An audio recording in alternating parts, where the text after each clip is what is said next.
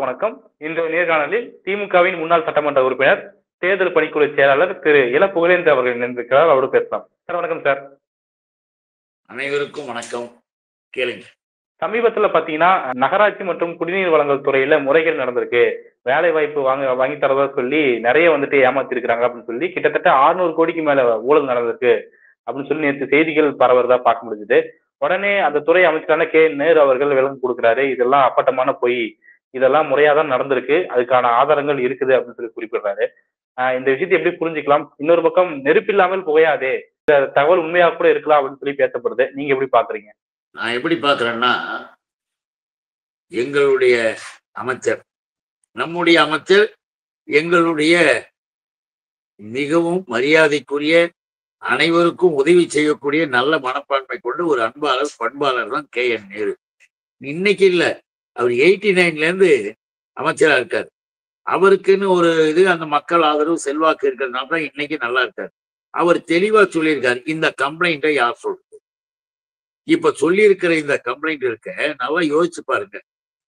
நகராட்சியிலையும் இந்த குடிநீர் துறையிலையும் 2011 வரைக்கும், அதாவது இவர்களுடைய ஆட்சி காலம் இருக்கு பாருங்க, அதாவது ஏடிஎம்கேனுடைய அந்த 10 ஆண்டு காலம் இருக்க 2011 இருந்து 2021 வரைக்கும் துறையில இவ்வளவு வேக்கன்ட், 2000க்கு மேற்பட்ட வேக்கன்ட், காலி இடங்கள். அத பணியிடத்தை நிரப்பவே முயற்சி எடுக்கல, நடவடிக்கை எடுக்கல. அவங்களுக்கு துறையை பற்றியும் கவலை இல்லை, நடந்தா என்ன நடக்காட்டி போனான்னு இருந்த எடப்பாடி காலம். ஒரு முதலமைச்சரா இருக்கிறதுக்கு ஒரு அணு அளவு தகுதி கூட இல்லாத ஒரு மட்டமான ஒரு நபர் தான் எடப்பாடி. கொள்ளையடிச்சுக்கிட்டு உட்காந்து கையெழுத்து போட்டு பேட்டி கொடுத்துட்டு போனாரு. அந்த ஆள் ஆட்சியில 10 ஆண்டு காலம் ஒண்ணுமே எடுக்கல. ஏடிஎம்கே ஆட்சி ஆளே எடுக்காம இருக்கும் போது நகராட்சி துறையை சிறப்பாக செயல்படுத்துவதற்கு நம்முடைய அரசு, நம்முடைய முதல்வர், எங்களுடைய தலைவர் நான் தளபதி அவர்கள் உத்தரவிட்டு மிக தெளிவாக நகராட்சி நடவடிக்கைகள் நிறைய வந்தது. இப்ப பாருங்க, எங்க பார்த்தாலும் சாலைகள் இவனுங்க விட்டுட்டு வந்தது, மின்விளக்கு வசதிகள், குடிநீர் வசதிகள் எல்லா இடத்துலயும் செஞ்சுக்கிட்டு இருக்காங்க. 10 வருஷமா விட்டு கேலி பண்ணி விட்டுட்டு போயிட்டாங்க. இப்ப எல்லாம் செஞ்சுக்கிட்டு வரோம்.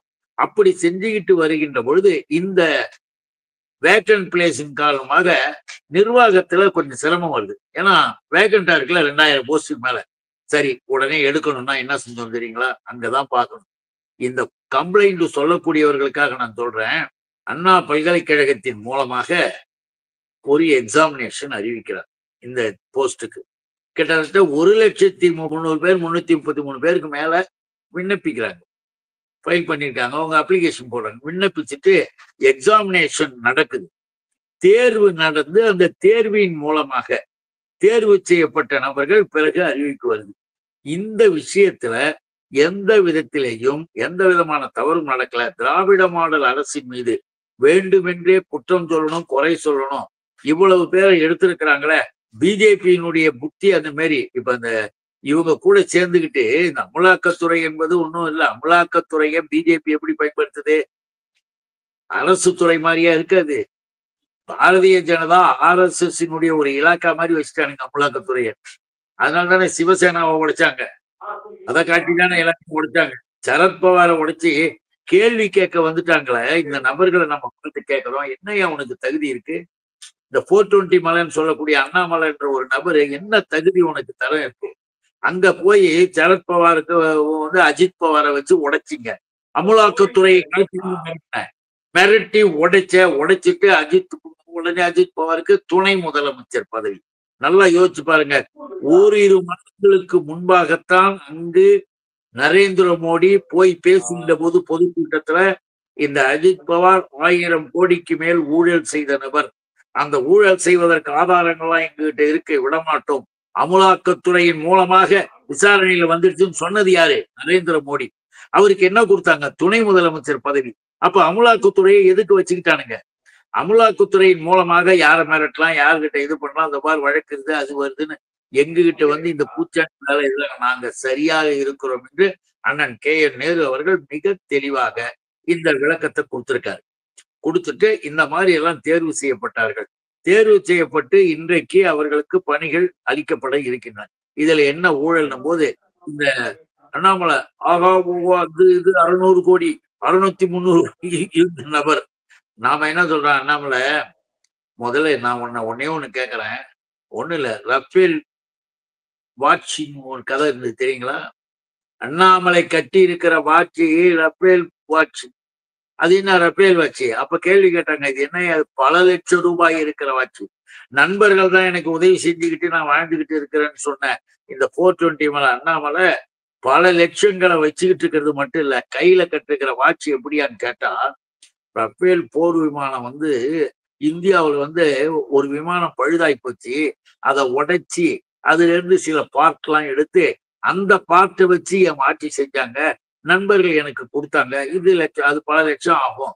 இப்போ இப்படிப்பட்ட நபர் நான் வந்து ரசீது கொடுக்கட்டுமா? உடனடியா ரசீது கொடுப்பேன் தெரியுமா? இந்த பிரஸ்ல பேசும்போது சில பேர் ரொம்ப ஸ்டைலா பேசுவானுங்க. யாரு உங்களுக்கே தான் தெரியுமே, கதையெல்லாம் பேசுறது.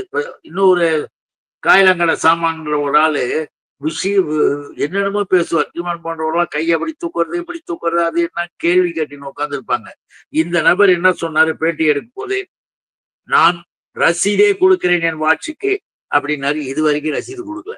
இப்படிப்பட்ட நபர்கள் எல்லாம் சேர்ந்து திராவிட முன்னேற்ற கழகத்தின் ஆட்சி மீது, திராவிட மாடல் ஆட்சி மீது கம்ப்ளைண்ட் சொல்றாங்கன்னா, இவர்களுடைய அமலாக்கத்துறையினுடைய நிலை தான் நான் உங்களுக்கு எடுத்து சொன்னேன். சரத் பவார், அஜித் பவாருடைய இதை பார்த்தீங்கன்னாலே அமலாக்கத்துறை எவ்வளவு அசிங்கமா இந்தியாவில் வச்சிருக்கானுங்கன்னு. இவனுங்க தேர்தல் ஆணையத்தில் உள்ளேயும் RSS பூத்துனானுங்க. சில இடங்களில நீதிமன்றத்தில் உள்ளேயும் கூட சில பேரை புகுத்தி வச்சிருக்கிறானுங்க. அதை போல இந்திய துணைக்கண்டத்தின் அரசு, அந்த அரசினுடைய நிர்வாகத்தை நடத்தக்கூடிய மிகப்பெரிய பொறுப்புகளில் கொஞ்சம் கொஞ்சமாக RSS மைண்ட் உள்ளவர்களை உள்ள திணிச்சுக்கிட்டு இருக்கிறானுங்க. அதுல அமலாக்கத்துறை மொத்தமா கையில வச்சுக்கிட்டு வேலை பார்க்கறானுங்க. அதனாலதான் நம்ம சொல்றோம், நேரு அவர்கள், அண்ணன் நேரு மிக தெளிவா சொல்லிட்டார். அழகா இன்னும் கூட பாத்தீங்கன்னா அழகாவே தெளிவாகவே என்ன சொல்லியிருக்காருன்னா, 2569 இடங்கள் நிரப்ப வேண்டும் என்று அரசு அறிவித்தது. இணையதளத்தின் மூலமாக 1,499 விண்ணப்பங்கள் வந்தன. பின் தேர்வு நடந்தது. எக்ஸாமினேஷன் அண்ணா பல்கலைக்கழகம் சொன்ன 591 சென்டர், 591 சென்டர், 591 மையங்களில் தேர்வு, நேரடி தேர்வு முடிவுகள். இதுல அரசியல் காழ்ப்புணர்ச்சிகள் ஏன் கத்துறீங்க? உங்க கதையெல்லாம் எங்க இந்திய துணைக்கண்ட முழுக்கும் அநியாயமா அக்கிரமா அசிங்கமா நடந்துகிட்டு இருக்கிறது அமித்ஷாவும் மோடியும் அவங்க கட்சியும். இதுல தமிழ்நாட்டில் திராவிட மாடல் ஆட்சி மீது எப்படியாவது ஏதாவது சொல்லணும். இவர்களே செஞ்சுட்டு கூட அதை திமுக மேல போடுவானுங்க. இவர்களே செஞ்சுட்டு அந்த அளவுக்கு மிக மோசடி பேர் வழிகளாக பிஜேபி RSS நடந்துகிட்டு இருக்கு என்பதற்கு இதுவும் ஒரு உதாரணம், இதுவும் ஒரு அடையாளமாகிறது, வேற ஒண்ணு. அமைச்சர் நேரு அவர்கள் குறிப்பிடும் போது திரும்பவும் திமுகவை மிரட்டுறதுக்காக இப்படி பண்றாங்க அப்படின்னு சொல்லி சொல்றாரு. இந்த மாதிரியான மிரட்டல்கள் அப்படின்னு சொல்லி பலவாறு நீங்க திமுக குறிப்பிட்டிருக்கீங்க. செந்தில் பாலாஜி கைது போதும் சரி, மற்ற இடங்களை ரெய்டு நடக்கும் போதும் சரி. ஆனா இடி வந்துட்டு தொடர்ச்சியா அது செய்யறதுக்கான காரணம் என்னன்னு பாக்குறீங்க? ஏன்னா மகாராஷ்டிரால நீங்க சொல்றீங்க அஜித் பவாரை வெற்றி கண்டுட்டாங்கன்னு சொல்லி. ஆனா இங்க தமிழ்நாட்டுல வெற்றி காண முடியல. அப்பயும் ஏன் திரும்ப திரும்ப இடி இப்படி செய்யறான்னு நினைக்கிறீங்க? விடாமுயற்சின்னு சொல்லுவாங்க. அந்த மாதிரி எப்படியாவது இந்த அரசின் மீது ஒரு குற்றச்சாட்டை வந்து அமலாக்கத்துறையின் மூலமாக சொல்லி அதை பிரச்சாரம் பண்ணணும். ஊடகங்களின் மூலமாக பெரிய அளவுல கொண்டு வரணும்னு அவங்களுக்கு ஒரு ஆசை. அந்த ஆசையைத்தான் அவர்கள் இப்போ ஒரு படியில காட்டாங்க. இப்ப என்னுடைய அருமை சகோதரர் செந்தில் பாலாஜி அவர்கள் மேல எல்லாம் பண்ணிக்கின்னு எல்லாம் பார்த்தானுங்க. அதெல்லாம் மக்களுடைய மிகப்பெரிய அபிமானத்தை பெற்ற ஒரு நல்ல மனிதராக இருக்கக்கூடிய செந்தில் பாலாஜியை வந்து இவர்களால் ஒன்றும் செய்ய முடியல. வழக்குகளை நாங்க நீதிமன்றத்துல சந்திக்கிறோம்னு எங்களுடைய அமைச்சர் பெருமக்கள்லாம் எல்லாருமே சொல்லியிருக்காங்க. இப்போ கூட என்னுடைய அன்பு இளவல் தம்பி சிவசங்கர் கூட இப்படிப்பட்ட ஒரு வழக்கிலிருந்து விடுதலை ஆகியிருக்கிறார். இதெல்லாம் எதுக்கு சொல்றோம்னா, எப்படி நீங்கள் எதை செய்தாலும் கூட சட்டப்படியாக சந்திக்க நாங்கள் தயாராக இருக்கிறோம்னு எங்க முதல்வர், எங்க தலைவர் சொல்லிட்டாரு. இப்ப அண்ணன் KN நேரு அவர்கள் இதை மீட் பண்றேன்ட்டாரு. அவ்வளவுதான்.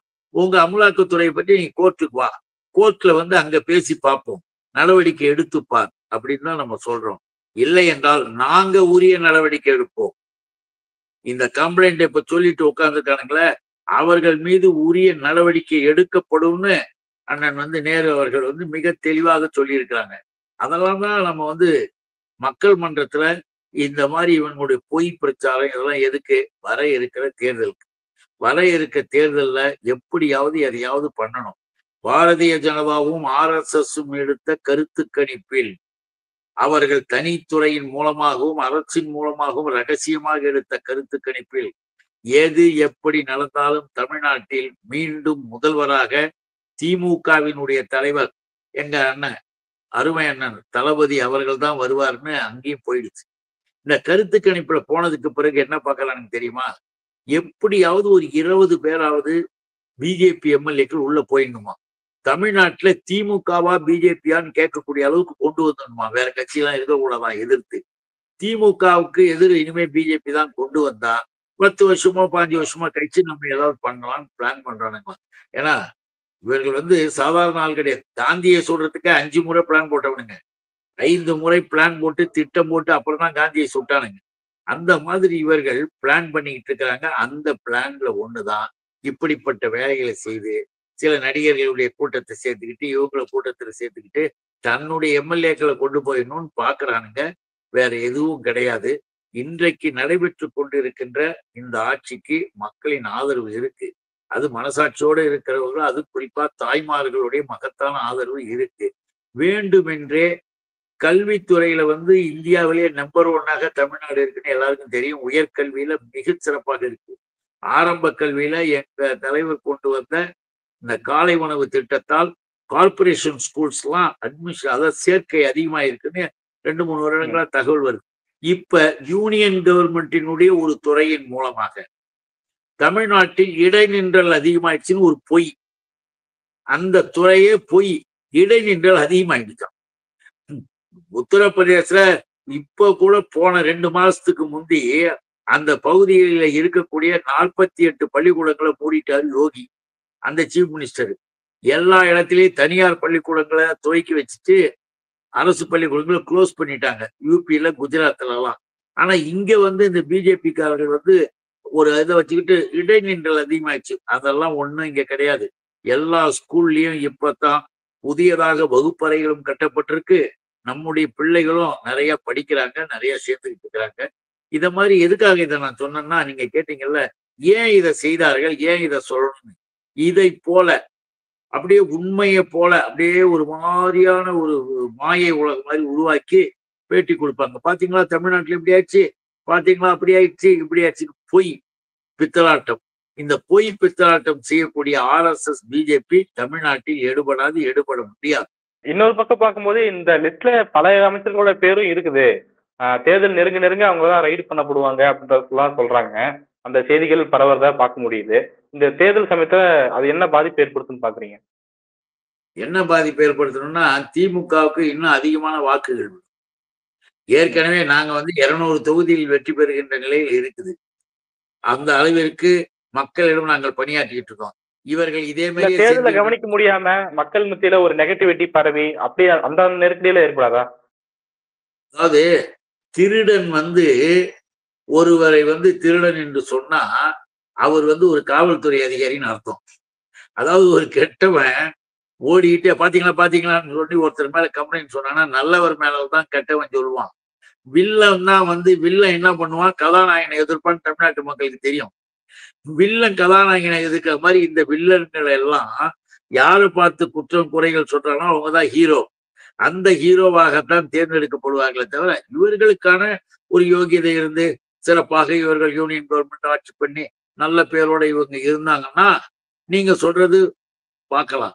ஆனா இவங்களுக்கு ஒட்டு மொத்தமா எல்லா விதத்திலையும் டாப் டு பாட்டம் கரப்ஷன், மிக மிக மோசமான கரப்ஷன். ஒண்ணும் இல்ல, சாதாரண விஷயமா சொல்லணும்னா கூட எல்லாருக்கும் தெரிஞ்சதுதான். ஆஸ்திரேலியாவுக்கு போனாரு மிஸ்டர் நரேந்திர மோடி. ஆஸ்திரேலியாவுக்கு நீ ஒரு இந்திய நாட்டினுடைய பிரைம் மினிஸ்டர் தானே நீ போகணும்.